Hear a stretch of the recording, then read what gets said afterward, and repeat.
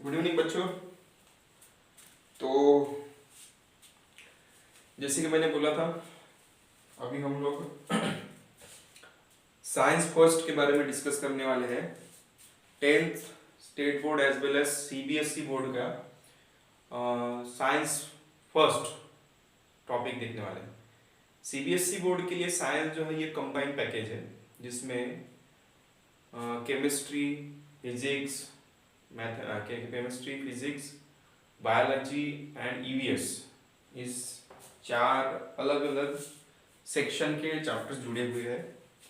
और state board की यदि बात करें तो स्टेट बोर्ड में फिजिक्स और केमिस्ट्री मिला के साइंस 1 बनाया गया है and biology as well as EVS मिला के साइंस 2 बनाया गया है। ठीक है, तो यदि हम लोग स्टेट बोर्ड की बात करें तो साइंस फर्स्ट में कंप्लीट करने वाला हूँ। और सीबीएसई की बात यदि करें तो बायोलॉजी के जो चैप्टर्स है उन चैप्टर्स को छोड़ के फिजिक्स का पार्ट, केमिस्ट्री का part as well as environmental science का पार्ट, जिसमें डिजास्टर मैनेजमेंट का चैप्टर है, फिर सोशल हेल्थ का चैप्टर है, ठीक है, इन्वायरमेंटल चैप्टर्स हैं, ठीक है, उनसे रिलेटेड चीज़ें, एनर्जी वाला चैप्टर जो है, ये चैप्टर्स हम लोग डिस्कस करने वाले हैं। ठीक है, तो आज से हम लोग बात करने वाले हैं साइंस 1 के बारे में। So welcome to Badoli sir class. हो सकता है कि मार्कर की इंक थोड़ी फेंट हो तो आपको ये क्लियरली ना दिखाए, लेकिन आपके वीडियो की जो क्लियरिटी है वो 480 के ऊपर लेके जाना, ठीक है, तब आपको ये जो मैं यहाँ लिखवा रहा हूँ वो क्लियर दिखेगा। ठीक है, तो आज जो है मैं 2-3 दिन इसलिए समय लिया कि मैं सोच रहा था कि टॉपिक कौन सा स्टार्ट किया जाए, मतलब फिजिक्स का टॉपिक स्टार्ट किया जाए कि केमिस्ट्री का कि ईवीएस का। तो ऐसा टॉपिक फिलहाल मैं स्टार्ट कर रहा हूँ जो state board as well as CBSE दोनों को काम है। ठीक है, तो उन टॉपिक के ऊपर अपन डिस्कशन आज से स्टार्ट करने वाले हैं। ठीक है, तो आज मैं जो है वो केमिस्ट्री का बेसिक पढ़ाने वाला हूँ। ठीक है, केमिस्ट्री का क्या बेसिक, इसलिए लिखा भी हूँ बेसिक्स ऑफ केमिस्ट्री। ठीक, फिर डे बाय डे, आज तो पूरा बेसिक होगा, आज चैप्टर के बारे में बात नहीं करेंगे, कम से कम बेसिक पढ़ाने के लिए मैं 2 से 3 दिन लूँगा। और उसके बाद फिर केमिस्ट्री का फर्स्ट चैप्टर अपन स्टार्ट करेंगे, वो होगा periodic classification of elements. Okay, उसके बाद फिर केमिकल इक्वेशन एंड रिएक्शंस, उसके बाद carbon compounds, metal, non metal मतलब मेटलर्जी, ये चैप्टर्स को डिस्कस करेंगे डे बाय डे। ठीक है, तो आज हम बेसिक्स ऑफ केमिस्ट्री के बारे में बात कर रहे हैं। बेसिक्स ऑफ केमिस्ट्री आपको दिख रहा होगा मेरे ख्याल से, बेसिक्स ऑफ केमिस्ट्री। अच्छा, केमिस्ट्री के बारे में जब बात कर रहे हैं तो केमिस्ट्री में मेनली हम जो डील करते हैं या फोकस करते हैं वो होता है केमिकल से। Chemical, what is chemical? Chemicals means any substance or matter which react with each other। ठीक है, ऐसे कुछ ऐसे कुछ जो मैटर या मटेरियल जो एक दूसरे के साथ रिएक्ट हो उनको हम लोग केमिकल बोलते हैं। सीधी साधारण भाषा में बात कर रहे हैं। ठीक है, जैसे मान के चलो नमक जो है ये सॉलिड है, पानी जो है ये लिक्विड है, तो नमक को पानी में डालने के बाद दोनों के बीच में रिएक्शन हो रही है, तो उन दोनों को हम लोग केमिकल बोलेंगे। केमिकल का यहाँ मीनिंग ऐसा नहीं है कि सिर्फ लिक्विड हो, ठीक है, केमिकल का मीनिंग यहाँ पे कोई भी फिजिकल स्टेट हो सकता है। मतलब केमिकल में सॉलिड आ सकते हैं, लिक्विड आ सकते हैं और गैसेस ये भी आ सकता है। ठीक है, तो केमिकल का ऐसा कोई फिक्स्ड फिजिकल स्टेट नहीं होता, तीनों हो सकते हैं। ठीक है, तो बेसिकली केमिकल को हम लोग एक मैटर समझते हैं। ठीक है, मैटर मतलब क्या है? मैटर मतलब एक ऐसी क्वांटिटी है या एक ऐसा क्या बोल सकते हैं, एक ऐसी क्वांटिटी है जिसको अपन खुली आंखों से देख सके। ठीक है, अब खुली आंखों से देख सके मतलब नमक का एक अपन सपोज इतना क्वांटिटी लेके देखते हैं तो हम लोग उस नमक को देख सकते हैं। ठीक है, इसके अलावा शक्कर हम लोग देख सकते हैं, इसके अलावा हमारे सराउंडिंग में जो भी चीज़ें दिख रही है वो हम लोग धीरे देख सकते हैं, राइस देख सकते हैं, हम लोग सब्जी देख सकते हैं, हम लोग जो भी चीज़ें हम हमारे आंखों से देख सकते हैं उनको हम लोग मैटर में लाते हैं, ठीक है। अब जो भी मैटर हमारे सराउंडिंग में बने होते हैं उन सभी सराउंडिंग के मैटर्स में, उन सभी मैटर्स में छोटे छोटे कंटेंट होते हैं, उनको हम लोग मॉलिक्यूल्स कहते हैं। क्या कहते हैं? मॉलिक्यूल्स। हर एक मैटर के अंदर होते हैं छोटे छोटे पार्टिकल जिनको हम लोग कहते हैं मॉलिक्यूल्स। मतलब कोई भी केमिकल यदि बना हुआ है तो एक पर्टिकुलर कंपाउंड से मिलके, पर्टिकुलर एलिमेंट के कॉम्बिनेशन से मिलके बना हुआ है, तो उन पर्टिकुलर एलिमेंट के कॉम्बिनेशन का सबसे छोटा पार्ट को हम लोग मॉलिक्यूल कहते हैं, ठीक है। क्या कहते हैं? मॉलिक्यूल, ठीक है। अब जैसे मान के चलते हैं वाटर की, तो वाटर जो है, वाटर यदि आप लोग देखते हैं तो एक बूंद वाटर आप देखते हो, एक बूंद, सिर्फ छोटा सा बूंद, तो उस छोटे से बूंद के बारे में बात यदि करते हैं तो छोटे से बूंद में मिलियंस ऑफ मॉलिक्यूल्स होते हैं। तो छोटा बूंद होता है ना, उस छोटे से एक ड्रॉप, हम लोग यदि बात करते हैं एग्जाम्पल से, तो 1 drop of water, 1 drop of water बराबर मिलियंस ऑफ H2O मॉलिक्यूल। मतलब मिलियंस ऑफ H2O मॉलिक्यूल मिलके 1 ड्रॉप बना है, ठीक है। एक ड्रॉप की बात कर रहे हैं। अब एक ड्रॉप मिला के एक ग्लास भर पानी हो सकता है, एक लोटे भर पानी हो सकता है, एक बकेट भर पानी हो सकता है, ठीक है। तो ये कंटेंट मिला के वाटर बहुत सारा हो सकता है, ठीक है। अब वाटर के बारे में बात कर रहे हैं, तो वाटर जो है वो वाटर मेनली, वाटर किससे बना हुआ है? H2O, ये मॉलिक्यूलर फार्मूला वाटर का। तो वाटर जो है ये हाइड्रोजन से बना है और साथ में ऑक्सीजन से बना है। मतलब हाइड्रोजन और ऑक्सीजन दो इंडिपेंडेंट एलिमेंट थे, अलग अलग एलिमेंट थे। ये भी एक अलग एलिमेंट था और ये भी एक अलग एलिमेंट था। तो ये अलग अलग एलिमेंट के कॉम्बिनेशन से क्या बना है? वाटर मॉलिक्यूल बना है। एक्चुअल में H2O क्या है? ये एक मॉलिक्यूल तो है, लेकिन हम लोग इसको कंपाउंड भी कह सकते हैं। क्या कह सकते हैं? कंपाउंड। कंपाउंड कैसे? हम जब डेफिनेशन पढ़ेंगे तो समझ में आ जाएगा और क्लियर हो जाएगा कि कंपाउंड चीज क्या होती है, मॉलिक्यूल क्या चीज होती है, ठीक है। इतना आपको समझ में आ रहा होगा मेरे ख्याल से। अब बात करते हैं कि ये जो कंपाउंड होते हैं या मॉलिक्यूल होते हैं, जैसे हाइड्रोजन का मॉलिक्यूल की बात, हाइड्रोजन एटम की बात कर रहे हैं अपन, हाइड्रोजन एलिमेंट की बात कर रहे हैं, ऑक्सीजन की बात कर रहे हैं, तो इन दोनों को मिला के क्या बना है? हाइड्रोजन का मॉलिक्यूल बना है। तो इस हाइड्रोजन के इस मॉलिक्यूल को यदि सेपरेट करते हैं, तोड़ देते हैं, तो हमें ये सेपरेट चीजें दिखती है। इनको हम कहते हैं एटम। ये जो हाइड्रोजन एक अकेला हो गया, ऑक्सीजन अलग हो गया, वैसे हाइड्रोजन यहाँ दो रहेंगे तो 2 हाइड्रोजन। ये तो H2 इधर लिखा है, तो इसको जब सेपरेट करते तो 2 हाइड्रोजन और 1 ऑक्सीजन है, ऐसा लिखते हैं, ठीक है। तो ये हाइड्रोजन जो यहाँ दिख रहा है, मतलब हाइड्रोजन दो है ना, 2 हाइड्रोजन है, तो उन 2 हाइड्रोजन को एटम कहेंगे।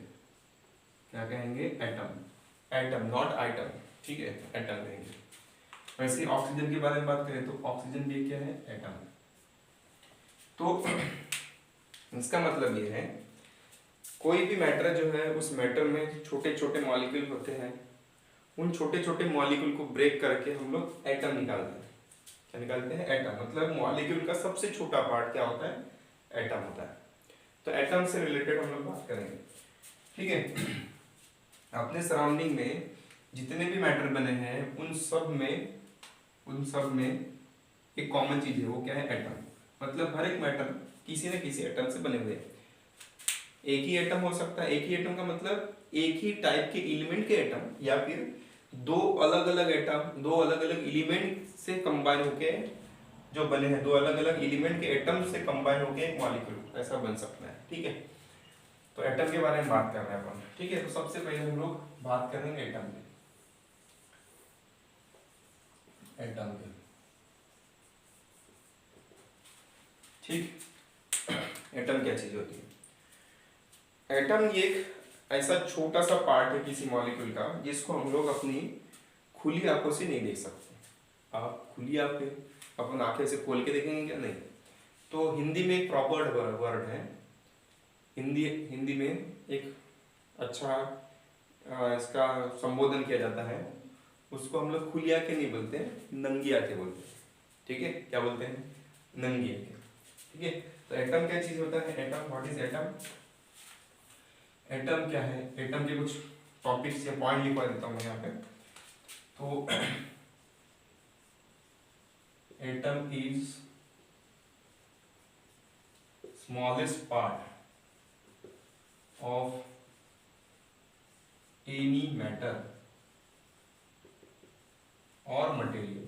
किसी भी मैटर या मटेरियल का सबसे छोटा पार्ट जो होता है उसको हम क्या कहते हैं? एटम कहते हैं। ठीक है, अब मैटर जो होते हैं वो अपनी खुली आंखों से नहीं नजर आते, है ना? तो ये भी लिख देते हैं, atom can not see by naked eyes। ठीक है, एटम को हम लोग अपनी खुली आंखों से, मतलब नंगी आंखों से नहीं देख सकते। ओके, तीसरा पॉइंट क्या है? एटम को हम लोग और डिवाइड नहीं कर सकते। मतलब एटम को हम लोग, जैसे हम लोग बोले यहाँ पे मॉलिक्यूल को ब्रेक करके हम लोग एटम निकाले, तो एटम को और ब्रेक करके हम लोग और कुछ चीज निकाल नहीं सकते, इसलिए बोलते हैं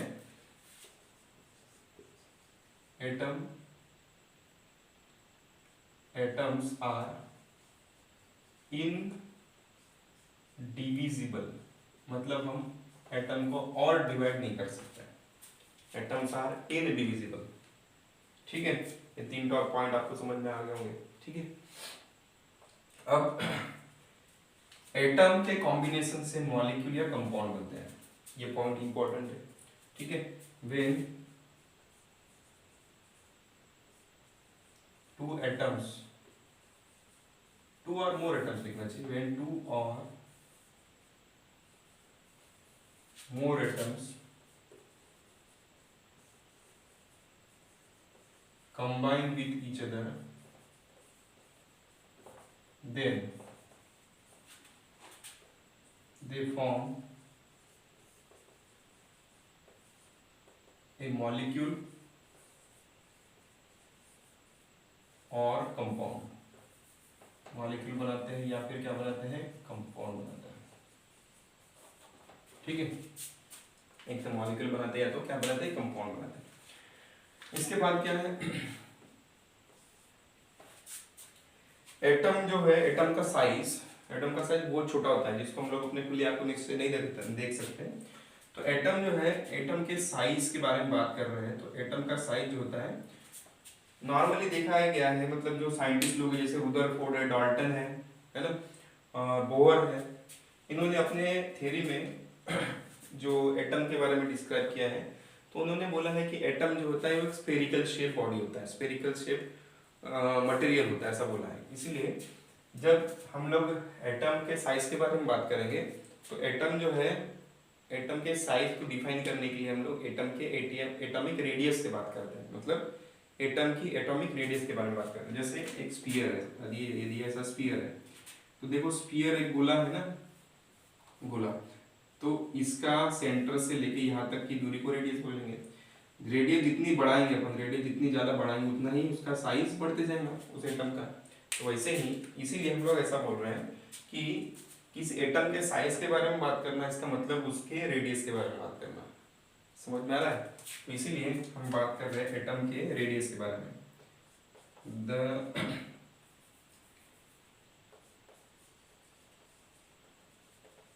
size of an atom is about 10 to the power minus 6 to 10 to the power minus 9 metre. ठीक है, साइज ऑफ एटम कितना होता है? 10 to the power minus 6 to 10 to the power minus 9 metre. Okay, इतना समझ में आ रहा है?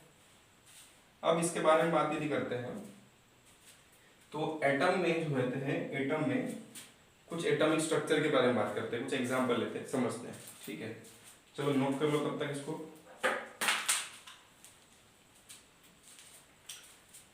मेरे ख्याल से यहां तक आप नोट कर लिए होंगे। ठीक है,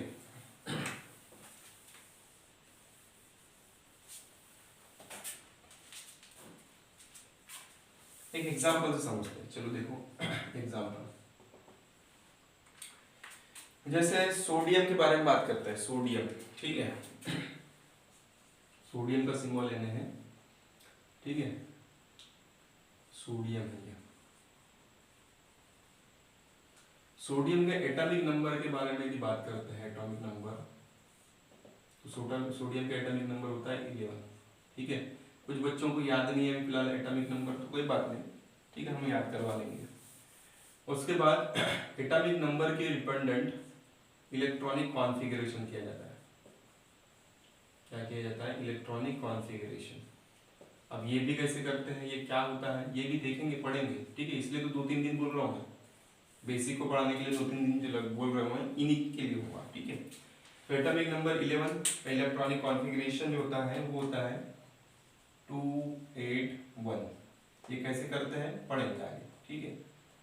फिलहाल मैं सिर्फ थोड़ा एक्सप्लेन करने के लिए यहाँ लिखवा दे रहा हूँ। Atomic number 11 electronic configuration 281।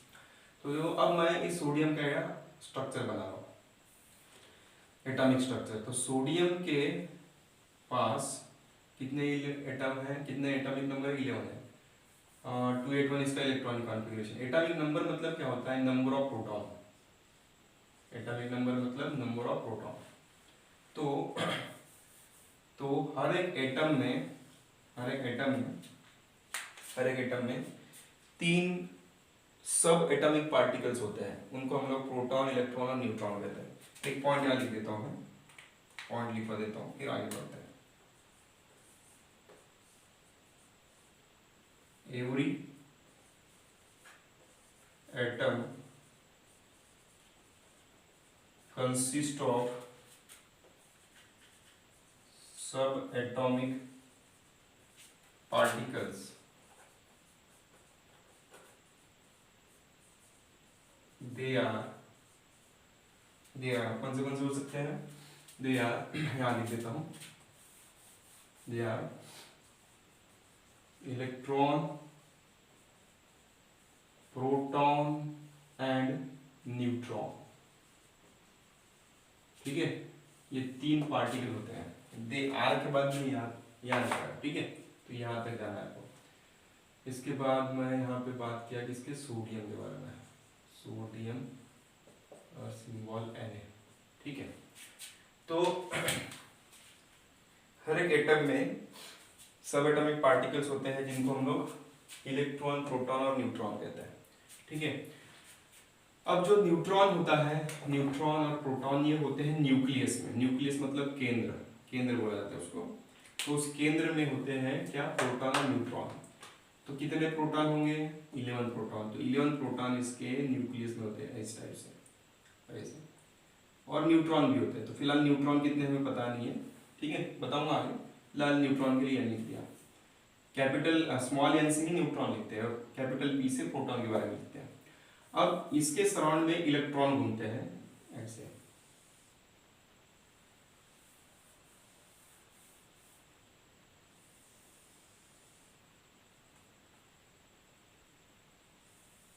ऐसे इलेक्ट्रॉन घूमते हैं। ये जो सर्कल मैंने बनाया हूं, इनको कहते हैं ऑर्बिट्स। क्या कहते हैं? ऑर्बिट या फिर शेल। तो ये जो स्ट्रक्चर है, ये फिगर, ये है किसका? एटॉमिक स्ट्रक्चर ऑफ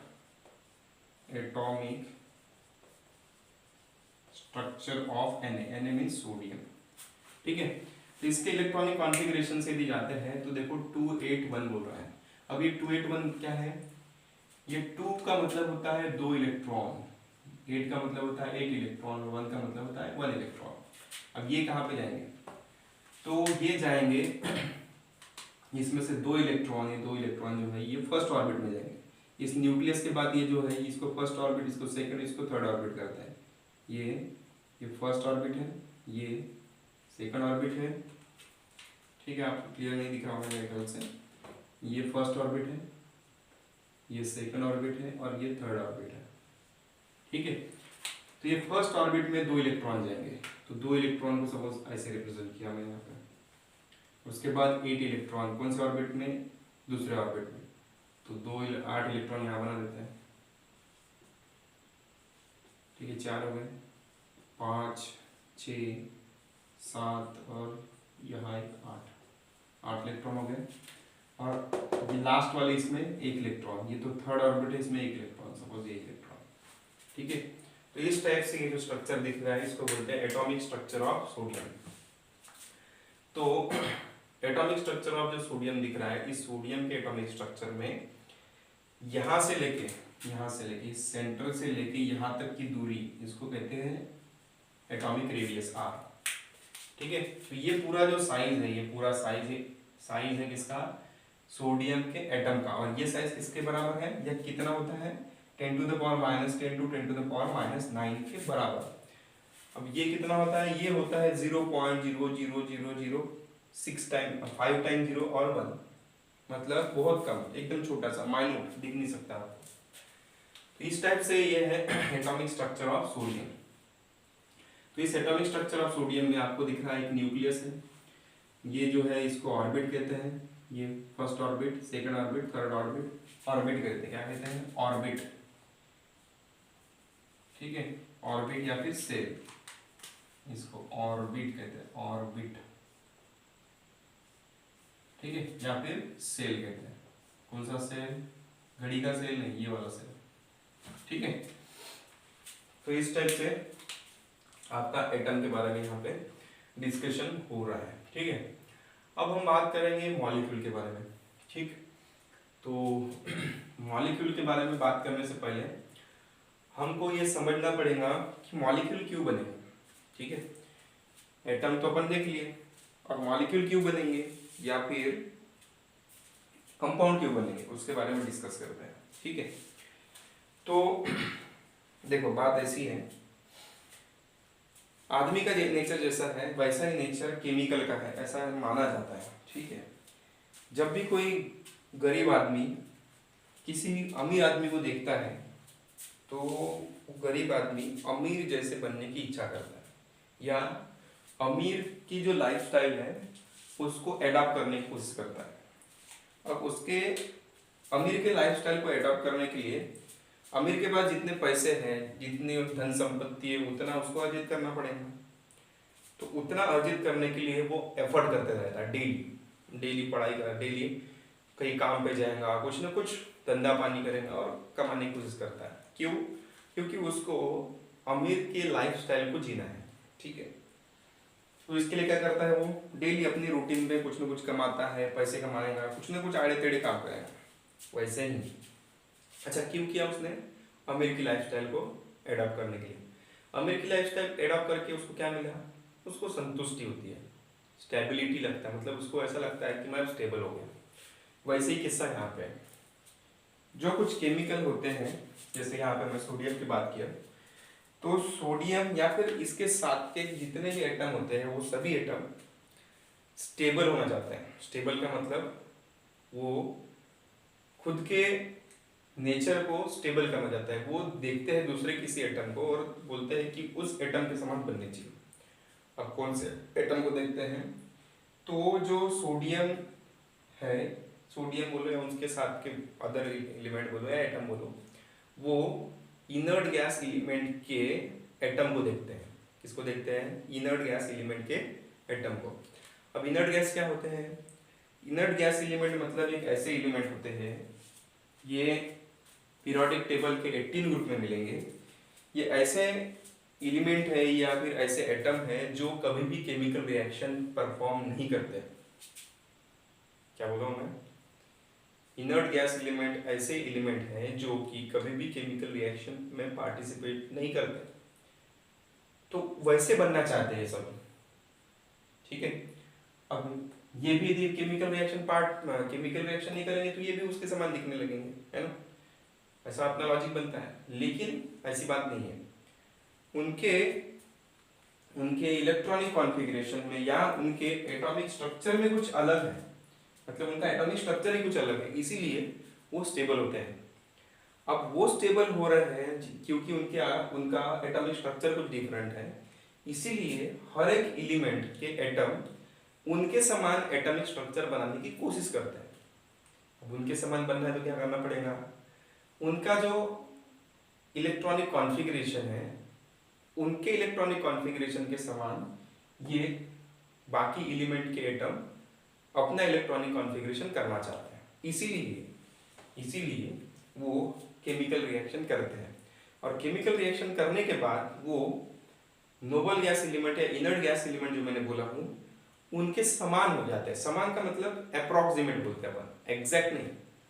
तो उनके समान पास पास पहुंचते हैं, तब वो खुद को स्टेबल महसूस करते हैं। कौन? Other element. इसीलिए वो केमिकल रिएक्शन करते हैं। अब केमिकल रिएक्शन करते समय क्या क्या चीजों को ध्यान में रखते हैं वो केमिकल रिएक्शन करते समय स्टेबिलिटी खुद में आई कि नहीं ये देखते हैं। और दूसरी बात, इलेक्ट्रॉनिक कॉन्फ़िगरेशन की बात कर रहे हैं, इलेक्ट्रॉनिक कॉन्फ़िगरेशन तो इनर्ट गैस एलिमेंट के एटम में ऐसा देखा गया है कि हर एक एलिमेंट, कौन? इनर्ट गैस एलिमेंट के हर एक एटम के बारे में बात कर रहे हैं।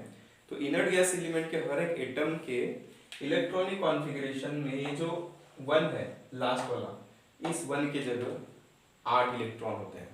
कितने होते हैं? 8 इलेक्ट्रॉन। उस 8 इलेक्ट्रॉन को ही ऑक्टेट बोलते हैं, ऑक्टेट कंसेप्ट बोलते हैं। ऑक्टेट का मतलब 8 इलेक्ट्रॉन। तो इनर्ट गैस एलिमेंट के आउटर मोस्ट में 8 इलेक्ट्रॉन होने के कारण वो स्टेबल होते हैं, ऐसा माना गया है। ठीक है, कुछ साइंटिस्ट लोगों ने इसके ऊपर डिस्कवरी किए हैं, तो उनका ये मानना है कि इनर्ट गैस एलिमेंट जो है उनके आउटर मोस्ट ऑर्बिट में 8 इलेक्ट्रॉन होने के कारण वो स्टेबल होते हैं। इसीलिए बाकी सब जो एलिमेंट है उनके भी एटम अपने आउटर मोस्ट में 8 इलेक्ट्रॉन लाने के लिए हमेशा एक दूसरे के साथ रिएक्ट करते रहते हैं। इसीलिए केमिकल रिएक्शंस होते हैं, और केमिकल रिएक्शन होने के कारण अलग अलग कंपाउंड हमें देखने को मिलते हैं या अलग अलग मॉलिक्यूल देखने को मिलते हैं।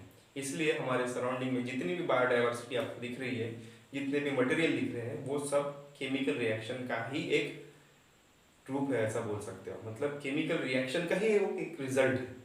ठीक है, आपको समझ में आ गया पिक्चर? तो केमिकल रिएक्शन क्यों होती है? केमिकल रिएक्शंस इसलिए होते हैं क्योंकि हर एक एलिमेंट स्टेबिलिटी गेन करना चाहता है, और स्टेबिलिटी गेन करने के लिए वो इनर्ट गैस एलिमेंट के एटम के साथ अपना खुद का रिलेशनशिप, या फिर ऐसा बोल सकते हैं कि हर एक एटम अपना electronic configuration inert gas element के एटम के इलेक्ट्रॉनिक कॉन्फ़िगरेशन के साथ मैच करना चाहते हैं, इसीलिए वो केमिकल रिएक्शन में पार्टिसिपेट करते हैं। ठीक है, इतना समझ में आ गया? तो इसके बाद हम लोग मॉलिक्यूल और कंपाउंड के बारे में बात करेंगे, डिस्कस करेंगे।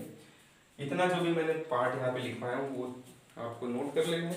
ठीक है, मैं यहाँ से हट जाता हूँ। ये चीज़ें पूरी नोट करनी है आपको। और फिर देखो, आज मैंने जो ये एकदम छोटा सा इंट्रोडक्टरी पार्ट है, कल अपन मॉलिक्यूल, कंपाउंड, फिर atomic number, atomic mass number, फिर इलेक्ट्रॉनिक कॉन्फ़िगरेशन, ये सब चीज़ें कल डिटेल में पढ़ने वाले हैं। ठीक है, आज के लिए जो है एक छोटा सा पार्ट यहाँ पे मैंने डिस्कस किया हूँ, आगे कंटिन्यू करते हैं। ठीक है, अब डेली बेसिस पे अपना 10th क्लास का भी वीडियो डेली रिकॉर्ड होगा। ठीक है, तो जितना मैं पढ़ाया हूँ उन कंसेप्ट को समझो और डेली पढ़ाई करते रहो। ठीक है, तो ठीक है, फिर कल मिलते हैं। Good luck, all the best, जय हिंद।